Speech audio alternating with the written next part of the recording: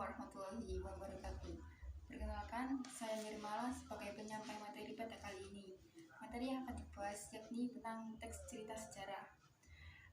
Yang dibahas adalah pengertian, struktur, dan kaidah kebahasaan. Yang pertama, teks cerita sejarah adalah teks yang di dalamnya menjelaskan atau menceritakan tentang fakta atau kejadian masa lalu yang menjadi asal muasal sesuatu yang memiliki nilai sejarah.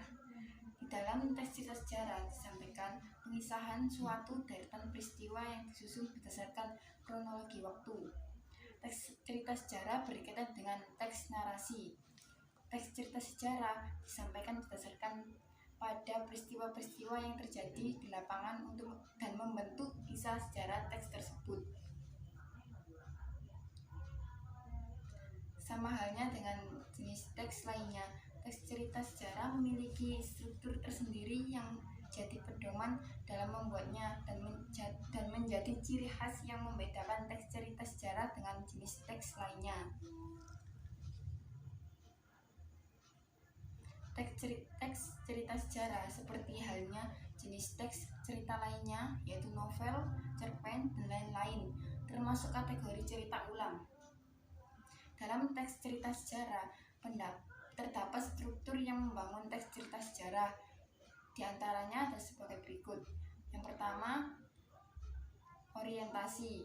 Orientasi adalah bagian awal dari sebuah teks cerita sejarah yang berisi suatu gambaran tentang sebuah peristiwa sejarah. Yang kedua, yakni peristiwa dan masalah. Peristiwa dan masalah merupakan bagian dari suatu kejadian atau peristiwa yang ada pada bagian ini yang menjelaskan tentang sebuah peristiwa yang terjadi pada sebuah kehidupan di masa lalu. Yang ketiga yaitu reorientasi. Reorientasi merupakan bagian penutup. Bagian ini berisi pandang dari penulis terhadap kejadian yang diceritakan. Reorientasi bersifat opsional, boleh ada, boleh juga tidak ada. Selanjutnya yaitu kaidah kebahasaan teks cerita sejarah. Yang pertama yaitu kalimat kompleks. Kalimat kompleks adalah kalimat yang terdiri dari satu aksi, peristiwa, atau keadaan sehingga mempunyai lebih dari satu verba utama dalam lebih dari satu struktur. Yang kedua, kata hubung. Kata hubung atau sering disebut juga konjungsi adalah sebuah kata yang berfungsi sebagai penghubung antara satu kata dengan kata lain dalam satu kalimat. Yang ketiga yakni kata keterangan waktu dan tempat, menjelaskan tentang waktu dan tempat yang terjadi.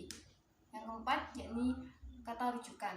Kata rujukan ialah kata yang merujuk pada kata lain yang telah diungkapkan sebelumnya. Sekian dari saya. Wassalamualaikum warahmatullahi wabarakatuh.